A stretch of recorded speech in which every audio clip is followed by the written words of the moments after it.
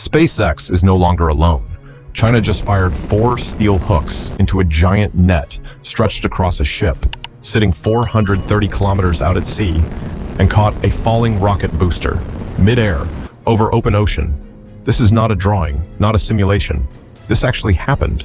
So here's the real question. Can China's wild new net system truly challenge SpaceX's throne? Let's find out right now. Here's what actually happened, second by second. Just after midnight Eastern Time on July 10th, a Long March 10B rocket lifted off from the Hainan commercial space launch site. 7 engines. Full thrust. Nothing unusual yet. For the first 2.5 minutes, it looked like any other orbital launch. Then the first stage separated, and this is where things stopped being normal. Instead of falling into the ocean, like nearly every rocket booster in history, it turned itself around. It reignited its engines, and it began flying backward toward a single moving target. A ship called the Linghang-Ji, sitting exactly 430 kilometers downrange. Think about that distance for a second. 430 kilometers is roughly the driving distance from Los Angeles to Las Vegas. Now imagine trying to drop a 50-ton steel tube out of the sky at several times the speed of sound and land it inside a net the size of half a football field on a boat floating in open ocean that's also moving. 11 minutes after liftoff, it worked. 4 hooks near the top of the booster snagged 4 steel cables. The net stretched. The whole structure absorbed the impact. And for the first time in history, a country other than the United States brought an orbital-class rocket booster home in one piece. But here's the detail almost nobody is talking about, and it's the one that should actually worry SpaceX. This was the very first flight of the Long March 10B ever. Not the 10th attempt, not the 50th, the first one. Why build a net when legs already work? So, naturally, the question everyone's asking is simple. SpaceX already solved this problem years ago, with Falcon 9's landing legs, and again with Starship's mechanical arms. Why would China build something completely different, and honestly, something that looks a lot harder to pull off? The answer comes down to one word: tolerance. Picture SpaceX's Starship catch system, nicknamed Mechazilla, as 2 giant steel arms reaching out to grab a falling skyscraper. The margin for error is brutally small. Miss the target by even a few meters, and you don't just lose the booster. You risk damaging the launch tower itself, the most expensive, most irreplaceable piece of the entire operation. Now, picture China's net. It's roughly 40 by 60 meters. That's not a doorway you have to thread. That's closer to parking in an open lot. The cables themselves can flex, stretch, and absorb sideways error that rigid mechanical arms simply cannot forgive. That single design decision changes everything downstream. It means China's engineers could tolerate more imperfection in guidance, in wind conditions, and in last-second turbulence, and still walk away with a clean catch. But don't mistake more forgiving for easy. The booster still had to descend almost perfectly vertically, kill its horizontal velocity, and hit a target zone measuring roughly 54 by 54 meters while hovering over a boat that never stops moving on its own. Getting that ship to hold still required something called a DP2 dynamic positioning system, constantly fighting wind, current, and waves, correcting itself in real time so the net doesn't drift out from under a rocket falling at hundreds of meters per second. Most coverage of this event completely glossed over the hardest engineering problem in the entire project. The capture tower sitting on top of that recovery ship stands 67 meters tall and weighs about 3,500 tons empty, closer to 5,400 tons once all the equipment is bolted on. That entire structure is supported by just 4 massive pedestals. That's an apartment building, balanced on 4 table legs, on a boat, in open ocean, expected to hold under load without bending or cracking. Not an exaggeration. That's the literal engineering challenge China's naval architects had to solve. Because that tower sits so high above the deck, it drags the ship's center of gravity upward, which makes the entire vessel far more prone to rolling in rough seas. Their solution involved something called sponsons, large buoyant structures bolted onto each corner of the tower. Whenever the ship starts to lean, those sponsons dip into the water and generate extra lift on that side, pushing back against the roll before it becomes dangerous. Years of simulations, wind tunnel testing, and hull redesigns went into that single fix, and none of it shows up in the 11-second video clip everyone's been sharing online. Did China just find a smarter, cheaper way to solve the same problem SpaceX spent a decade perfecting? Or did they simply pick the version of hard that happened to fit their own engineering timeline? That distinction matters more than it sounds. The history. Nobody mentioned. Now here's where the story gets more interesting, and this is the part most coverage of this event left out entirely. Every headline called this a China versus SpaceX moment. But that framing skips something important.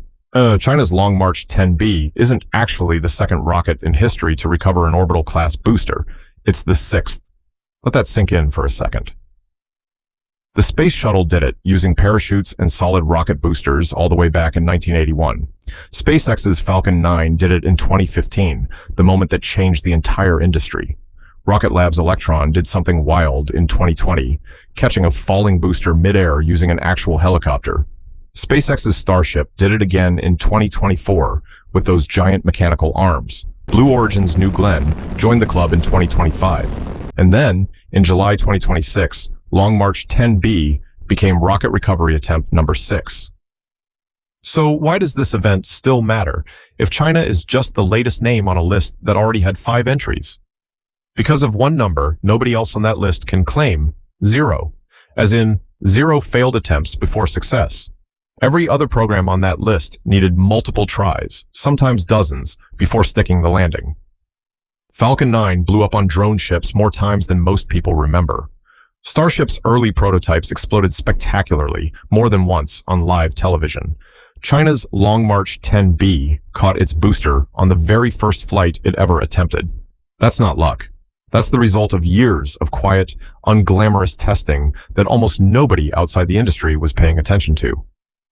Back in February of 2026, China flew a related vehicle, the Long March 10A, on an in-flight abort test for its Mengzhou crew spacecraft. That mission also performed a controlled descent toward the same recovery ship. It didn't get caught. It splashed down beside the vessel instead. At the time, it looked almost like a footnote. It wasn't a footnote at all. That February test validated the guidance and descent software. The July flight validated the catch itself. 2 separate rehearsals, 5 months apart, quietly building toward the exact moment the whole world suddenly noticed. The twist buried inside that timeline, this was never a surprise. It was the final step of a plan already tested piece by piece, in full view of anyone paying attention. Almost nobody was. One more piece of context makes this land harder.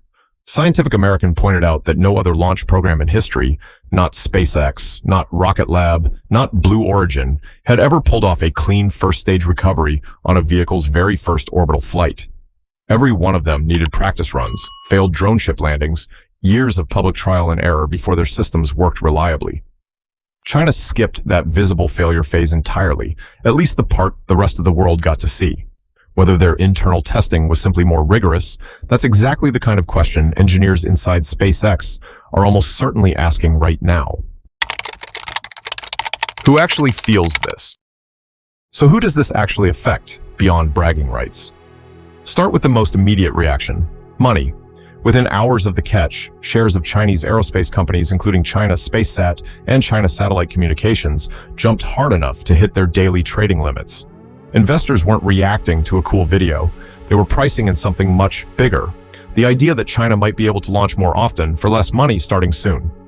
That's because reusability isn't really about the spectacle of catching a rocket. It's about turnaround time. Every booster you don't have to rebuild from scratch is a booster you can fly again next month instead of next year. And right now, that gap is enormous. SpaceX currently launches at roughly twice the combined rate of every Chinese rocket program put together. That single number is the entire reason SpaceX dominates commercial launch contracts worldwide. And that gap is exactly what has United States Space Force officials on record expressing concern about. Not about one rocket catch, about what happens to global launch economics once China starts closing that cadence gap for real. And this is the part that deserves far more attention than it's gotten. China isn't just chasing commercial satellite contracts with this rocket. The Long March 10B is a stepping stone vehicle inside a much larger plan, getting Chinese astronauts to the moon before 2030. It sits alongside a returned sample from the moon's far side, a scheduled South Pole ice hunting mission called Chang'e 7, expected later this year, and a validated crew vehicle abort system already tested in February. So this single catch isn't an isolated stunt. It's one domino in a chain that leads toward a Chinese crewed lunar landing on a timeline that overlaps directly with NASA's own return to the moon ambitions. Now, before this starts sounding like SpaceX is suddenly in trouble, here's the reality check that keeps this whole story honest. One successful catch is not the same as a reusable launch program. SpaceX didn't become the industry standard because Falcon 9 landed once. It became the standard because Falcon 9 has now landed hundreds of times, been reflown dozens of times on individual boosters, and turned what used to be a headline-grabbing achievement into something so routine that most people don't even notice it happening anymore. Compare that to where China stands today. CASC has not yet demonstrated a single reflight of a recovered booster, not one. They've announced a plan to refly this exact stage before the end of 2026, which would be the true test, not of whether they can catch a rocket, but of whether they can catch it, inspect it, refuel it, and trust it enough to fly a paying customer's satellite on top of it again. Blue Origin's orbital-class New Glenn didn't get to its own successful catch overnight either. It came only after years of practice landing New Shepard, a much smaller, simpler vehicle, first developed all the way back in 2015. Reusability at every company that's ever attempted it has followed the same brutal pattern: test, recover, refly, iterate, and repeat that cycle enough times that it stops being newsworthy and starts being routine. China has completed exactly one step of that cycle.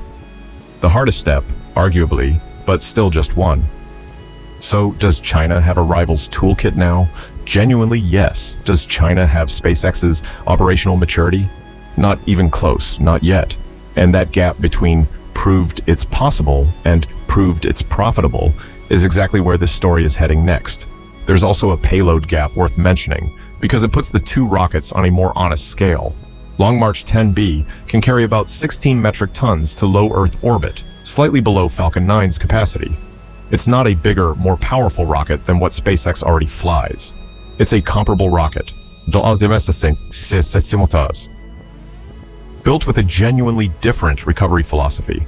That matters because it means this milestone isn't about China leapfrogging SpaceX's raw performance. It's about China proving it can compete on the one variable that actually decides launch prices: how many times you can fly the same piece of hardware before it's worn out. The quiet race. Most people missed entirely. One detail almost got buried underneath China's announcement, and it might end up mattering just as much. Barely a day after China's net catch made headlines, Japan's National Space Agency, JAXA, quietly flew and landed its own reusable rocket prototype called RBX. It climbed about 10 meters, hovered for a few seconds, and set itself back down. The whole flight lasted around 40 seconds. On its own, that sounds almost unremarkable. Your morning coffee maker runs longer than that. But that short hop tested something critical: whether the guidance software, the engines, and the landing controls can all work together in real time without a single mistake. That's the exact foundation SpaceX itself started from years before Falcon 9 ever reached orbit. And JAXA isn't even the first Japanese organization to pull this off. A research subsidiary of Honda beat them to it in 2025, becoming the first Japanese company ever to launch and vertically land a reusable rocket prototype. So Japan now has both a government space agency and a private automaker's research arm actively developing reusable rocket technology at the same time. Put those two stories side by side, China's high-stakes orbital catch and Japan's modest 40-second hop, and a much bigger picture starts to form. This isn't a two-player race anymore between the United States and China. It's becoming a global scramble with multiple countries, and even companies you wouldn't expect, all racing toward the same finish line, making rockets reusable enough to fly like airplanes instead of getting thrown away after a single use. If reusability is becoming this achievable, this fast, for this many players, how long can any single company actually stay the undisputed leader? What SpaceX's own history says about what happens next. There's a pattern worth remembering here, and it's SpaceX's own pattern, ironically. Elon Musk didn't invent rocket landings out of nowhere. Falcon 9's first successful landing came after a long string of very public, very expensive failures, boosters tipping over, exploding on drone ships, missing their targets entirely. SpaceX kept iterating, kept flying, kept catching flack from critics who said propulsive landing was a waste of fuel and money. Then, one day, It wasn't a gimmick anymore. It was the industry standard. Every competitor, Blue Origin, Rocket Lab, and now China, has had to build their entire strategy around catching up to a bar SpaceX set for everyone else. Underneath all the excitement about China's net sits an uncomfortable question. What happens when that same iteration cycle, the one that turned SpaceX from underdog to industry leader, gets applied by a country with a state-directed space program and a 5-year lunar deadline? Nobody knows the answer yet. Not the launch cost per kilogram once refurbishment gets factored in. Not how many times a single booster can survive being caught and reflown before it needs retirement. Not how fast China can turn "we caught it once" into "we catch it every week." Those unanswered numbers are exactly what separates a viral headline from a genuine shift in who controls access to space. But one thing is no longer up for debate. For the first time in over a decade, SpaceX isn't the only organization on Earth that has proven it can catch a falling rocket cleanly, on purpose, and walk away with something worth flying again. The question now isn't whether SpaceX still leads, it's how much runway that lead actually has left. That gap is the real story here, not the headline. Thanks for watching. I am Adrian. Like, share, comment, and subscribe to the Space Brief. More breakdowns are on your screen right now.